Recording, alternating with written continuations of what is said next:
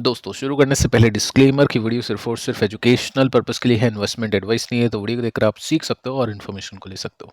बाकी दोस्तों इससे पहले एक वीडियो मैं आपको दे चुका हूं जिसमें हमने कुछ बड़ी अपडेट्स को डिस्कस किया है। गोल्ड एंड सिल्वर के ऊपर डिटेल में चर्चा की है कि क्यों इतना ज्यादा ये नीचे गए, ईटीएफ इतना नीचे क्यों गया, M6 का जो प्राइस था इतना कुछ खास नीचे नहीं गिरा, स्पॉट प्राइस भी कुछ खास नीचे नहीं गिरा, लेकिन ये क्यों नीचे गिरे।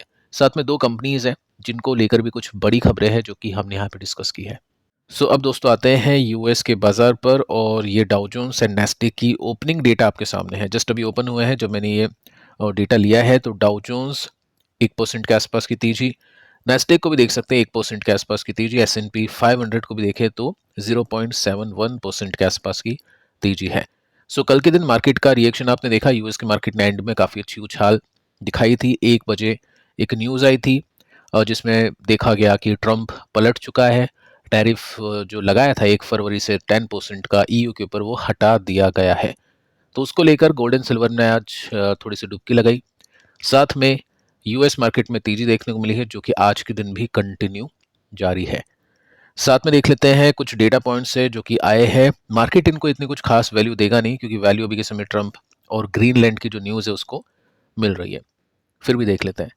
यूएस का वीकली जॉबलेस क्लेम डेटा आ चुका है जो कि राइज हुआ है, लेस देन एक्सपेक्टेड, यानी उम्मीद से कम बढ़ा है। अब इसका मतलब क्या है कि लोगों के पास में नौकरियां है जो भी नहीं है। मार्केट ने अगर सोचा है कि 100 लोग बेरोजगार है तो 90 लोग बेरोजगार आए हैं। इसका मतलब डेटा अच्छा है ग्रोथ के हिसाब से। लेकिन अगर ज़्यादा ग्रोथ होगी तो इन्फ्लेशन भी बढ़ता है, और जब भी ऐसा डेटा आता है तो इन्फ्लेशन बढ़ता है तो रेट कट की जो पॉसिबिलिटीज़ होती है वो कम होती है, और ऐसे में मार्केट नॉर्मली अंडर परफॉर्म करता है और फिर जो डे एंड होता है उसके अंदर मार्केट ऊपर चल जाता है। आज वैसा पैटर्न देखने को नहीं मिला क्योंकि मार्केट अभी के समय बड़ी न्यूज़ के ऊपर थोड़ा सा ज़्यादा फोकस्ड है, ना कि इन छोटे मोटे डेटा के ऊपर। साथ में देखिए दोस्तों और कुछ डेटा यहाँ पे आए हैं। यूएस की जीडीपी डेटा आ चुका है जिसमें क्यूओक्यू बेसिस का Q3 का आंकड़ा आपके सामने है। एक्चुअल जो ग्रोथ है 4.4% की है, 4.3 के कंपैरिजन में बढ़ चुकी है। एस्टिमेट थी 4.3% की, यानी हम बोल सकते हैं कि मोर देन एक्सपेक्टेड यहाँ पे डेटा आया है। तो जितनी ग्रोथ होगी उतने ही कम जॉबलेस क्लेम देखने को मिलेंगे, और ग्रोथ के साथ में इन्फ्लेशन भी बढ़ता है। लेकिन प्रॉब्लम नहीं है, टेंशन नहीं है, क्योंकि ट्रंप पोवेल को हटा रहा है। आपको बताइए पोवेल के साथ में काफ़ी डिस्प्यूट हो चुकी है। सक्सेसर डिसाइड करने की रेस में काफ़ी सारे लोग हैं। 2 हफ्तों में शायद आपको ये सूचना मिले कि पॉवेल के बाद में कौन फेड का जो भी है गवर्नर है वो संभालेगा, मतलब जो भी कमान है वो संभालेगा। देखिए दोस्तों काफ़ी लोग हैं यहाँ पे, नेम्स आप पढ़ सकते हैं। ब्लैक रॉक का भी कोई कैंडिडेट है जो कि इस रेस के अंदर है। टोटल 4 फाइनलिस्ट यहाँ पे अभी रेस में देखने को मिल रहे हैं।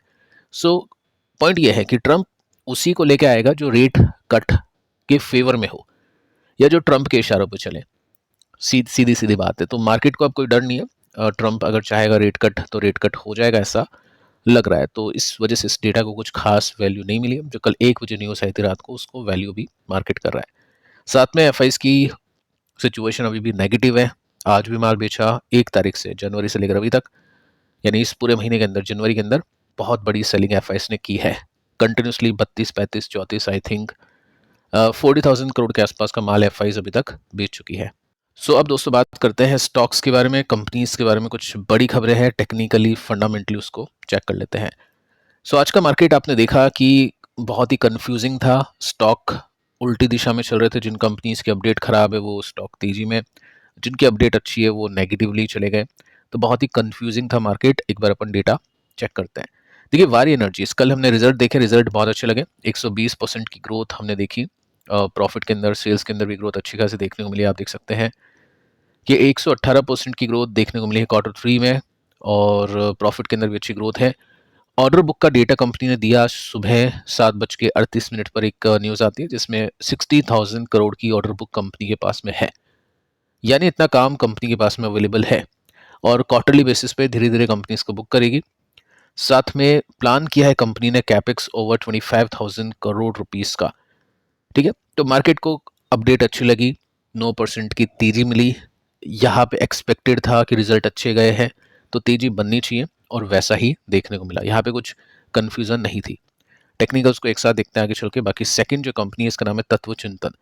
यहाँ पे देखिए दोस्तों उल्टी गंगा बह गई, 9% का स्टॉक क्रैश हो चुका है, जबकि 10,000% की ग्रोथ देखने को मिली है वाई ऑन वाई बेसिस में प्रॉफिट्स में। आई थिंक क्यू ऑन के बेसिस में भी अच्छी ग्रोथ थी, लेकिन स्टॉक 9% के साथ में क्रैश है।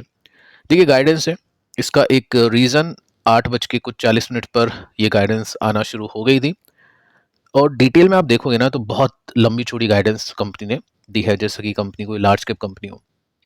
गाइडेंस आप देखो, सबसे पहले न्यू एग्रो प्रोडक्ट्स को लेकर है, इलेक्ट्रोलाइट सॉल्ट को लेकर है, नए ग्रीनफील्ड प्लांट को लेकर है, ये सब चीज़ें हैं डिटेल में। मेन जो फोकस है ना वो इन्वेस्टर्स का यहाँ पे था कि कंपनी ने Q4 के लिए कुछ नहीं बोला, ना ही अगले साल के Q1 के लिए कुछ बोला, ना ही Q2 के लिए कुछ बोला। कंपनी ने 3 क्वार्टर की जगह 3 साल की बात कह दी, तो मार्केट उसको कुछ खास रेस्पेक्ट देता नहीं है। क्योंकि आप जब भी आर्टिकल देखोगे पढ़ोगे कि किसी ने बोल दिया कि 3 साल में निफ्टी यहाँ पे पहुंचेगा, आप वैल्यू नहीं दोगे उसको, क्योंकि आपको पता है कि 3 साल में पता नहीं क्या क्या हो सकता है, तो कोई भी नहीं जानता है।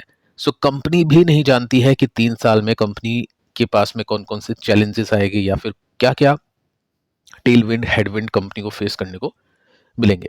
तो कंपनी ने फाइनेंशियल ईयर 26-27 की ग्रोथ दी है 20-30% की, वाइनो बेसिस पे 20-30% की ग्रोथ भी इन्वेस्टर्स को थोड़ी सी कम लगी। साथ में मैनेजमेंट ने यहाँ पे बोला है 850 से लेकर 900 करोड़ रुपीस का जो है मामला रेवेन्यू का अचीव कर लेंगे 2.5 साल या फिर 3 साल में।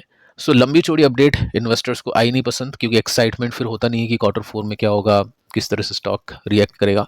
तो ये जस्ट एक रिएक्शन था लॉन्ग टर्म टारगेट को लेकर।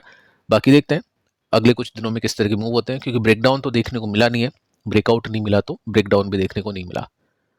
इसके बाद में सुप्रीम इंडस्ट्रीज, कल के दिन भी मैं कंफ्यूज था, आज के दिन भी कि स्टॉक तेज कैसे है। रिजल्ट इतने कुछ खास अच्छे नहीं थे, गाइडेंस भी अच्छी नहीं थी। आप देख सकते हैं कंपनी ने खुद ने रिपोर्ट किया है 10% की ग्रोथ टोटल वॉल्यूम में, यानी नंबर ऑफ प्रोडक्ट्स जो भी सेल होते हैं वो। प्रीवियसली गाइडेड थी 15 से 17% की ग्रोथ, बोला था 15-17% की देगी, लेकिन 10% की दी है, तो वैसे में तो स्टॉक गिरता है। नुवामेम ने टारगेट तो थोड़ा सा ठीक दिया है, बहुत ज़्यादा ऊपर भी नहीं है, देखो टारगेट भी मेंटेन किया होल्ड को, स्टिल स्टॉक में तेजी बनी है। ठीक है, तो ये थोड़ा सा समझ से बाहर है, इसकी वजह से एस्ट्रल के स्टॉक के अंदर भी अच्छी तेजी आज आपने देखी होगी। टीएम ज्वेलरी को देखते हैं, 6% के साथ में क्रैश, इसमें भी बिल्कुल कंफ्यूजिंग आज पैटर्न देखने को मिला, जबकि रिजल्ट इसके भी काफ़ी अच्छे थे, काफ़ी कमाल के थे। साथ में कंपनी ने कहा है कि कंपनी जो रेवेन्यू है वो इस साल 7,500 हम बोल सकते हैं का अचीव कर लेगी। पहले गाइडेंस कंपनी ने दी थी 7,000 करोड़ की, तो गाइडेंस जहाँ पे बढ़ाई है उसका स्टॉक नीचे है, जिसने गाइडेंस कम की है उसका स्टॉक ऊपर है। बहुत ही कंफ्यूजिंग था आज का मार्केट। साथ में हम KI को भी देख लेते हैं, यहाँ पे भी देखो कितनी कंफ्यूजन थी, स्टॉक 2% नीचे है, जबकि रिजल्ट अच्छे थे। एस्टिमेट के साथ में कंपेयर हमने किया था, रिजल्ट काफ़ी कमाल के थे, लेकिन यहाँ पे भी उल्टी गंगा बह गई, 2% के साथ में स्टॉक नीचे, जबकि बहुत शानदार गाइडेंस भी है, मतलब कॉमेंट्री भी शानदार है इसकी। देखो यहाँ पे कंपनी ने कहा है कि कंपनी को नहीं लगता है कि डिमांड के अंदर कमी आएगी, जबकि प्राइजेस इंक्रीज कर रहे हैं, केबल के प्राइजेस इंक्रीज करके बेच रहे हैं, क्योंकि इनका खुद का कच्चा माल महंगा हो गया, कॉपर के दाम इंक्रीज कर रहे हैं। तो अगर ये प्राइस इंक्रीज करके बेचते हैं और प्रोडक्ट नहीं बिकते हैं या कम बिकते हैं, तो ये प्राइस को कम करेंगे, प्राइस को कम करेंगे तो इनके प्रॉफिट के मार्जिन्स कम हो गए, प्रॉफिट कमाएगा। लेकिन जितना भी महंगा हुआ है तांबा कॉपर, उतना ही ये प्राइस महंगा करके कस्टमर को बेचेंगे, तो इनके ऊपर कोई भी बर्डन नहीं होगा। सो वो चीज़ यहाँ पे चल रही है, और कंपनी कह रही है कि आगे चल के भी हम बेचेंगे महंगे दाम में और डिमांड कम नहीं होगी, तो ये बहुत अच्छी बात है। लेकिन स्टिल स्टॉक नीचे, 12:30 बजे के आसपास की न्यूज़ है। साथ में मैनेजमेंट ने कहा है कि 16 से लेकर 18% की वॉल्यूम ग्रोथ को हम एक्सपेक्ट करते हैं। ठीक है, साथ में आप ये भी देख सकते हैं कि कंपनी ने कहा है कि रिक्वायर्ड प्राइस इंक्रीज हम कर चुके हैं, already done. Current average price जो भी कॉपर की चल रही है, एल्यूमिनियम की चल रही है जनवरी में, उसके हिसाब से अपन बेच रहे माल, हमारा कोई पुराना माल नहीं है, सब कुछ सही चल रहा है, फिर भी स्टॉक नीचे है। तो आज काफ़ी सारे स्टॉक्स के अंदर बहुत ही सरप्राइजिंग मूव्स हमने देखे। डिक्सॉन, इसमें देखो अच्छी अपडेट है, लेकिन स्टॉक चला नहीं। 1:30 बजे के आसपास की न्यूज़ आती है कि सरकार ने कहा है, मेंशन होता हुआ देख सकते हैं, कि बहुत बड़ा बूस्ट मोबाइल इलेक्ट्रॉनिक्स कंपोनेंट की स्कीम में मिलने वाला है बजट के अंदर। सीएनबीसी आवाज की ये आवाज है। इसका मतलब क्या है? गुड न्यूज़ है, लेकिन स्टॉक नहीं चला। तो बहुत ही कंफ्यूजिंग था मार्केट आज का। अब हम क्या करते हैं, टेक्निकल्स को देखते हैं। देखो, वारी एनर्जीज स्टॉक में तेजी बनी, लेकिन ट्रेंड अभी भी नीचे है। जब तक कुछ ब्रेकआउट नहीं होता है, रिवर्सल नहीं होता है, जब तक अब ट्रेंड में स्टॉक नहीं पहुंचेगा। इस क्वार्टर में अच्छे रिजल्ट है, ऑर्डर बुक आप देख चुके हैं, कैपेक्स आज आप देख चुके हैं। अब देखते हैं ब्रेकआउट इसमें होता है या फिर नहीं। तत्व चिंतन, इसमें अभी भी ब्रेकडाउन हुआ नहीं है, स्टॉक अभी भी अपने सपोर्ट पे है। और अगर मैं गैप देखूं जो कि अगले रेसिस्टेंस का है, वो 50% ऊपर है। बट उसकी जो पॉसिबिलिटी है वो चलने की तब होगी जब यहाँ से कोई ब्रेकआउट होगा या कुछ ना कुछ पॉजिटिव पैटर्न देखने को मिलेंगे। फंडामेंटल पॉजिटिव है, टेक्निकल्स थोड़े से आज समझ में आए नहीं है, तो देखते हैं 1-2 दिन के और मूव को कि किस तरह के पैटर्न यहाँ पे बनते हैं। बाकी लॉन्ग जो कमेंट्री है, गाइडेंस से वो मार्केट को कुछ खास अच्छी नहीं लगी। अगर कंपनी बताती Q4 के लिए तो बहुत ज़्यादा मार्केट उसको वैल्यू कर लेता। Supreme industries, again confusion, stock जब तक अपने सपोर्ट को नहीं तोड़ता है, रेसिस्टेंस की तैयारी में है, 35% ऊपर है। लेकिन मुझे नहीं लगता है कि जब तक ऐसे रिजल्ट आते हैं, गाइडेंस कम होती है, तो स्टॉक ऊपर जाएगा। बाकी चल जाए तो बहुत अच्छी बात है। गैप अभी 35% का देखने को मिल जाता है। इसके बाद में टीएम ज्वेलरी, अगेन स्टॉक गिरा लेकिन ब्रेकडाउन नहीं है। तो एक दिन के मूव से डिसाइड अपन नहीं करेंगे, क्योंकि फंडामेंटल्स अच्छे हैं, रिजल्ट अच्छे हैं, गाइडेंस अच्छी है, तो उन कंपनीज को अपन चेक में रखेंगे फंडामेंटल पॉजिटिव में। टेक्निकल्स को थोड़ा सा देखेंगे, क्योंकि 1-2 दिन के जो प्राइस एक्शंस होते हैं वो मार्केट की न्यूज़ सेंटिमेंट के दबाव के अंदर भी हो जाते हैं। केईआई सपोर्ट पे आ चुका है, अच्छा खासा सपोर्ट है। यहाँ पे काफ़ी बार स्टॉक ने सपोर्ट लिया था, उसी पर अवेलेबल है, तो उसको भी चेक में रखना पड़ेगा, देखना पड़ेगा। बाकी हाँ, गाइडेंस अच्छी है और फंडामेंटल यानी ये जो क्वार्टर है, Q3, ये भी अच्छे गए हैं। ठीक है। इसके बाद में डिक्सॉन, यहाँ पे कोई भी न्यूज़ का कोई भी इम्पैक्ट नहीं हो रहा है। रीज़न क्या है इसके पीछे का? देखो डिटेल में आपको बताता हूँ। केन्स आपने देखा, ट्रेंड आपने देखा, मोतीलाल ओसवाल के म्यूचुअल फंड ने तोड़ दिया बुरी तरह से। पहले पंप किया, फिर डंप किया। रीज़न कुछ भी हो सकता है, डंप का फंडामेंटल खराब होना भी हो सकते हैं ट्रेंड में, केन्स में। और कुछ कंपनीज हैं जिनको लेकर काफ़ी सारी न्यूज़ आई थी कि यहाँ पे स्टॉक ने, कल्याण ज्वेलर्स की बात कर रहा हूँ, कि स्टॉक को फंड मैनेजर ने बाय किया है, पैसे दिए हैं प्रमोटर ने, तो गलत बात है। अब किसी ने क्वेश्चन किया कि कल्याण क्यों गिर रहा है, आप कल का वीडियो देखना, बहुत डिटेल में मैंने आपको उसमें समझाया है। अब देखिए, यहाँ पे पॉइंट ये है कि हमने देखा था पिछली बार Motilal Oswal mid cap fund को डिक्सॉन का स्टॉक होल्ड करते हुए। दिसंबर 2025 का डेटा है, स्टॉक 17% गिर गया, तो इनकी मार्केट वैल्यू 17% नीचे चली गई। सबसे ज्यादा डिक्सॉन को कौन होल्ड करता है? Motilal Oswal mid cap fund. यहाँ पे 0 है, इसका मतलब कुछ भी नहीं बेचा और कुछ भी नहीं खरीदा। अगर ये प्लस में 3 होता है या कुछ भी होता है तो खरीदा, और माइनस में होता है तो बेचा। दिसंबर का डेटा है, यानी नवंबर से दिसंबर के अंदर बेचा खरीदा कुछ नहीं। ठीक है। यहाँ पे हम अब क्या कर सकते हैं, इसके लिए क्रेडिट जाता है एक सब्सक्राइबर को जिसने कमेंट किया था कि सर एक बार आप फ्लेक्सी कैप को देखो, यहाँ पे मोतीलाल ओसवाल ने बेचा है। सो देखिए दोस्तों, यहाँ पे हम देखें Motilal Oswal flexi cap fund, ये आपके सामने है डेटा। जस्ट 129 करोड़ का माल अब इनके पास में बचा है। 84% स्टॉक बेच दिए हैं, ये माइनस में, यानी सब कुछ लुढ़का दिया। और ये दिसंबर का डेटा है, तो इस वजह से ये बिकवाली चल रही है और काफ़ी तेजी से मोतीलाल ओसवाल इसमें से माल बेच रहा है। ठीक है, अब इसको थोड़ा सा डिटेल में देखते हैं। देखो, सितंबर 2025 में ये फ्लेक्सी कैप फंड की होल्डिंग है। इसके अंदर डिक्सॉन हुआ करता था टॉप 3 के अंदर। 9.4% का स्टेक था इस फंड में डिक्सॉन का। नंबर ऑफ शेयर को देखें तो 7,81,000 शेयर्स थे। उसके बाद में आता है अक्टूबर, अक्टूबर का डेटा आपके सामने है, 3rd नंबर पे है, लेकिन 8% का स्टेक हो गया। और यहाँ पे थोड़ा सा नंबर ऑफ शेयर्स इंक्रीज हुआ है, प्लस हुआ है। ठीक है। उसके बाद में जैसे ही नवंबर आया, नवंबर को आते ही डिक्सॉन चला गया 7% और 13% की होल्डिंग्स बेची है। देखो यहाँ तक सब कुछ ठीक है, ये प्लस माइनस छोटा मोटा चलता रहता है, 10-12% की होल्डिंग चर्न होती रहती है, उसके अंदर कोई दिक्कत नहीं है। लेकिन देखिए दोस्तों, जैसे ही दिसंबर आता है वैसे ही जो 7-8 लाख स्टॉक थे वो जस्ट 1 लाख बचते हैं, और इसमें एक सेकेंड,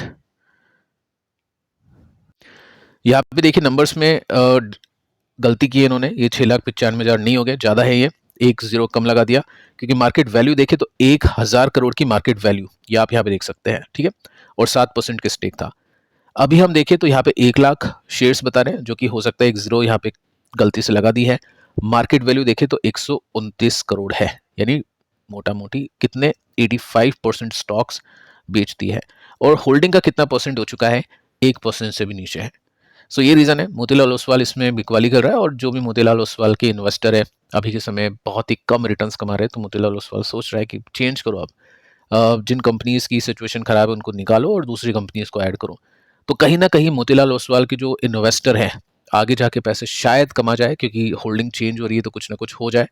लेकिन जो इन कंपनीज में इन्वेस्टेड है उनका क्या, उनको तो पहले अच्छी वैल्यूएशन दे दी, उसके बाद में वैल्यूएशन सारी तोड़ दी। अब कंपनी के ऊपर डिपेंड करता है कि कंपनी कैसे रिजल्ट प्रोवाइड करती है, ठीक है। तो ये प्रॉब्लम है डिक्सॉन के अंदर, इस वजह से जो स्टॉक का जो प्राइस है वो काफ़ी खराब कर रहा है। सो फिलहाल दोस्तों इस वीडियो में इतना ही, पिछले वीडियो को आप देख लेना, काफ़ी इंपॉर्टेंट है। मिलता है नेक्स्ट वीडियो में, तब तक के लिए बाय बाय।